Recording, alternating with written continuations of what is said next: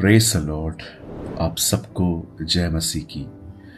खुदावन यस्सु के पाक और जिंदा और जलाली नाम में मैं आप सबको सलाम कहता हूँ। Greetings to you in Jesus mighty name.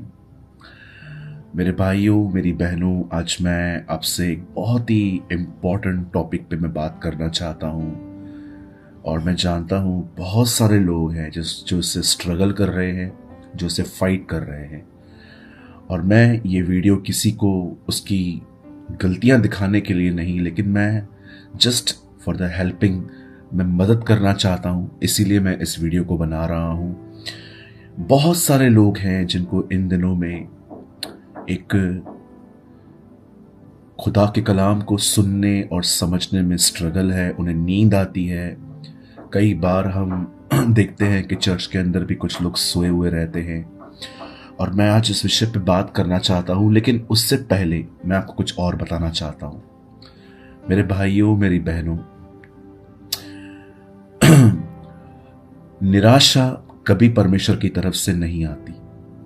मैं आप में से हर एक को कहना चाहता हूँ, हमारे जीवन में तकलीफें जरूर हैं, लेकिन मैं इतना जानता हूं कि परमेश्वर कभी भी हमें निराशा की तरफ नहीं ले जाते हैं। शैतान हमारी गलतियों को उठा उठा कर हमारे दिमाग के अंदर झूठ भरता है कि तेरा कुछ नहीं हो सकता, देख तू बहुत प्रार्थनाएं करता है लेकिन तेरा कोई उत्तर नहीं आता, इतने समय से तुम विश्वासी हो, तुम्हारे जिंदगी में क्या हुआ। ऐसे बहुत सारे तर्क वितर्क, बहुत सारी बातें शैतान हमारे दिमाग में डाल डाल कर वो हमें डिस्टर्ब करने की कोशिश करता है। मैं आप में से हर एक को कहना चाहता हूं, मेरे भाइयों, मेरी बहनों, लर्न टू डाइवर्ट योरसेल्फ। इस बात को लर्न कीजिए कि किस तरह से मैं अपने मन को परमेश्वर के वचन में फेर दूं, मैं किसी और काम में लगा दूं। पर मैं आप में से हर एक को कहना चाहता हूं, खाली मत बैठिए। अगर आप खाली बैठेंगे, शैतान आपके दिमाग के अंदर तरह तरह की बातें डालेगा और आप निराश हो जाओगे। मैं आप में से हर एक को कहना चाहता हूं, आपके हाथ, मेरे हाथ में जो बाइबल है, ये आपके पास भी है। इसे उठाइए, इसे पढ़िए, इसे मनन करिए, इसे अंगीकार करिए, इसके साथ जीवन बिताइए। बाइबल कहती है, आदि में वचन था, वचन परमेश्वर के साथ था और वचन ही परमेश्वर था। और उसके बाद लिखा है, सब कुछ इस वचन के द्वारा बना, सब कुछ इसके द्वारा बना है। आपकी जिंदगी की भी सारी कमी घटियां वचन के द्वारा ही बनेंगी। मेरे भाइयों, मेरी बहनों, आज मैं परमेश्वर के वचन में से ही आपको कुछ बताना चाहता हूं। और मैं आपके सामने एक वर्ड रख रहा हूं। ये वर्ड प्रकाशित वाक्य 3 अध्याय में है और ये वर्ड है 3:15। मैं तेरे कामों को जानता हूं कि तू न तो ठंडा है और न गर्म। भला होता कि तू ठंडा या गर्म होता। आइए, मैं चाहता हूं आप सब ध्यान दें। आप जानते हैं परमेश्वर के वचन में परमेश्वर मिश्रण को पसंद नहीं करता। उसने ये बहुत बार बताया है, गॉड डजंट लाइक मिक्सचर। जब परमेश्वर ने इंसान बनाया तब परमेश्वर ने आदम को साफ साफ कहा कि तू भले और बुरे के ज्ञान के वृक्ष में से मत खाना। एक ऐसा पेड़ जिसमें भलाई भी है, बुराई भी है, मिक्सचर है।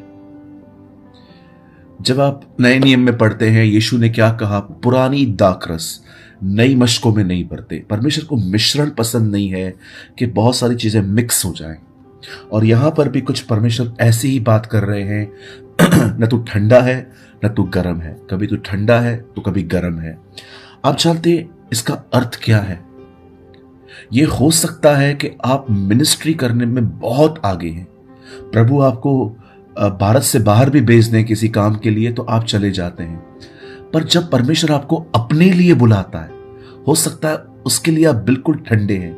आपसे बाइबल नहीं पढ़ी जा रही है, प्रेयर नहीं की जा रही है, आप चर्च जाने के लिए भी स्ट्रगल करते हो। इवन जब आप चर्च जाते हो तो आपको वहां पर झपकियां आती हैं, नींद आती है और लिटरली आप कभी कभी सो जाते हैं।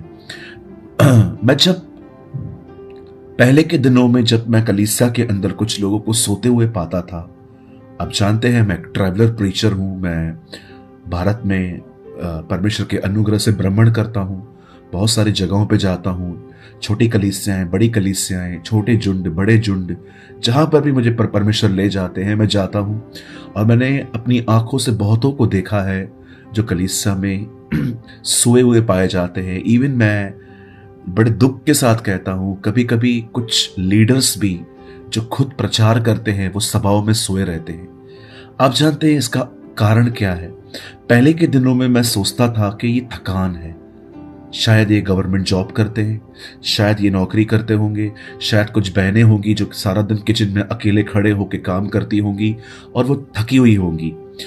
और पहले के दिनों में मैं इस बारे में कुछ भी बात नहीं करता था, क्योंकि मुझे लगता था कि ये लोग थके हुए हैं इसलिए शायद उनके साथ ऐसा हो रहा है। लेकिन एक दिन पवित्र आत्मा ने मेरी आंखें खोली और मुझे पवित्र आत्मा ने कहा, अगर तू इन लोगों के सामने टीवी पर एक अच्छा सा प्रोग्राम लगा दे, इनमें से किसी को भी नींद नहीं आएगी। और ट्रस्ट में मैंने ये देखा है कि चर्च के अंदर अगर कोई अच्छा फंक्शन हो रहा है, डांस हो रही है, या जब ये लोग घर पे बैठे रहते हैं या कोई सीरियल देख रहे हैं, तो इनकी आंखें बिल्कुल खुली हुई रहती हैं, इनका दिमाग टोटली एक्टिव रहता है। लेकिन जब वचन शुरू होता है या तो बाइबल पढ़ना शुरू करते हैं ये लोग, इनके अंदर नींद आना, लेजीनेस आना चालू हो जाती है। मेरे भाइयों, मेरी बहनों, मैं आपको बताना चाहता हूं, ये वो नींद नहीं है जो आप कर रहे हो और जो खुदा की तरफ से है। ये नींद आपको कोई और दे रहा है।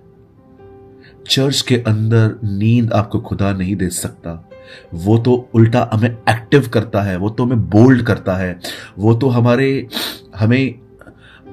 हमारे जीवन को इतना ज्यादा तंदुरुस्त कर देता है। मैंने बहुत लोगों को देखा है जो थक कर हमारी कलीसियाओं में आते हैं, उसके बाद भी परमेश्वर उनको ऐसी ऐसी बातें सिखाता है। मुझे आज भी याद है, हमारे कलीसिया में एक बहन है जो हमारे चर्च से काफ़ी साल से जुड़े हुए हैं। वो मुझे कई बार बताते हैं, ब्रदर, जब मैं आपका वचन सुनती हूँ, जब आप प्रचार करते हो और घर जाकर मैं उस वचन को मनन करती हूँ, परमेश्वर मुझे उसी वचन पर और भी अधिक बातें सिखाता है। दिस इज अमेजिंग कि परमेश्वर हमें ऐसा व्यवहार कर रहे हैं। पर मैं आपको बताना चाहता हूं, बहुत सारे लोग ऐसे भी हैं जिन्हें नींद आ रही है। क्या है इसका कारण? मैं आपको बताना चाहता हूं, इसका कारण है ठंडापन। इसका कारण है कि हम ठंडे पड़ चुके हैं। ठंडे पड़ने का मतलब होता है अब हम उतने इंटरेस्टेड नहीं है, हमने अपना ध्यान कहीं और फेर दिया है। आप जानते हो ठंडापन कहां से आता है? जब आप इम्बैलेंस लाइफ स्टार्ट करते हो जीना, वहीं से ठंडापन शुरू होता है। आपकी एंगेजमेंट हुई, आपका विवाह हुआ और आप सारा दिन एक रिलेशनशिप को मेंटेन करने में लग गए। आपने ध्यान ही नहीं दिया कि आप प्रभु में हैं और आपको परमेश्वर का वचन पढ़ना चाहिए। आपका एक खुदा है जिसके साथ आपका एक संबंध है, लेकिन आप पूरा फ्लो हो गए। या आपको नई नई नौकरी मिली, उस नौकरी में सेट होने के लिए आप पूरी तरह से घुस गए और आपने परमेश्वर के वचन को पढ़ना बंद कर दिया। चर्च थोड़ी आपकी अटेंडेंस कम हो गई, या आपने एक नया फ़ोन खरीदा और सारा दिन आप उसके फंक्शंस को सीख करने में, सर्च करने में लगे पड़े हो, इसमें नया क्या है, नया क्या है। जब आप और मैं एक इम्बैलेंस लाइफ जीना स्टार्ट करते हैं, किसी संबंध में बह जाते हैं, किसी नए गैजेट में बह जाते हैं, या किसी और जगह पे बह जाते हैं, हम वहीं से ठंडे होना स्टार्ट हो जाते हैं। क्योंकि परमेश्वर का वचन कहता है, आग को न बुझाओ। बाइबल कहती है आत्मा को न बुझाओ। एक जगह पे लिखा है कि आग को न बुझाओ।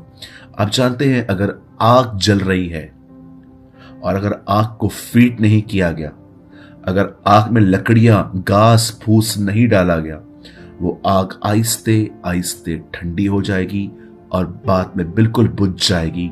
अगर हम चाहते हैं कि आग हमेशा जलती रहे, तो उस आग में हमें लगातार कुछ लकड़ियां, कुछ घास, कुछ फूस डालना पड़ेगा। अदरवाइज वो आग बनी नहीं रह सकती। स्पिरिचुअल लाइफ भी ऐसी ही है।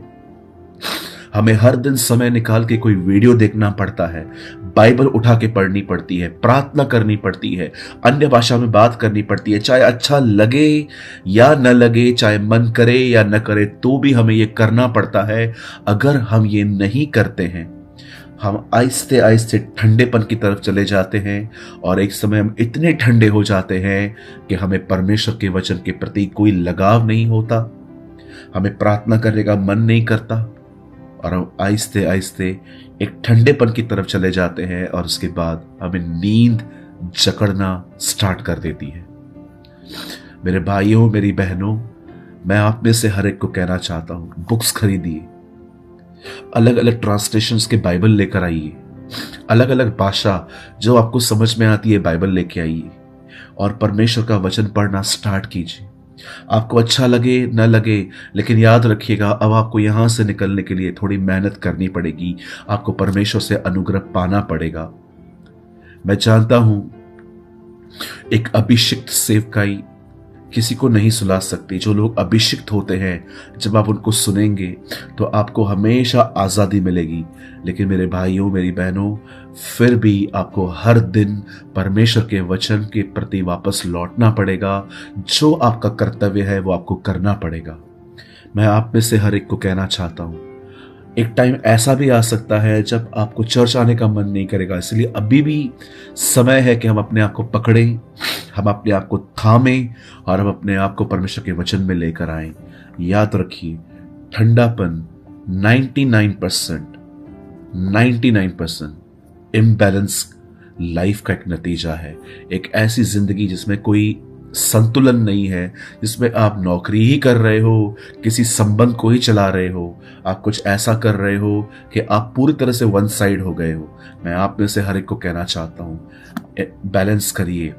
अगर आप नौकरी करने वाले हैं, सुबह जल्दी उठिए, प्रभु को समय दीजिए, उसके बाद अपने काम पे जाइए। अगर आप हाउसवाइफ हैं, सुबह उठिए, खुदा को समय दीजिए। मैं नहीं कह रहा हूं कि सिर्फ सुबह ही उठ सकते हैं, आपको जब भी समय मिलता है, जब भी आपका माइंड फ्री हो चुका है, जब भी आप अपने कामों को निपटा देते हैं, जाइए और परमेश्वर को समय दीजिए। उसे अपनी इच्छा जाहिर करिए, उसे बताइए कि प्रभु, जो जीवन मैं जी रहा हूं वो जीवन से मैं खुश नहीं हूं। मैं चाहता हूं मैं हर समय तेरी ओर निहारूं, तुझसे बातें करूं, मैं तेरा वचन पढ़ता रहूं और मैं तेरी ओर निहारता रहूं। मैं आपको कहना चाहता हूं, मेरे भाइयों बहनों, परमेश्वर विश्वास योग्य है, वो आपकी मदद जरूर करेगा। उम्मीद करता हूं इस छोटे से वचन के द्वारा आपको कुछ मदद मिली हो।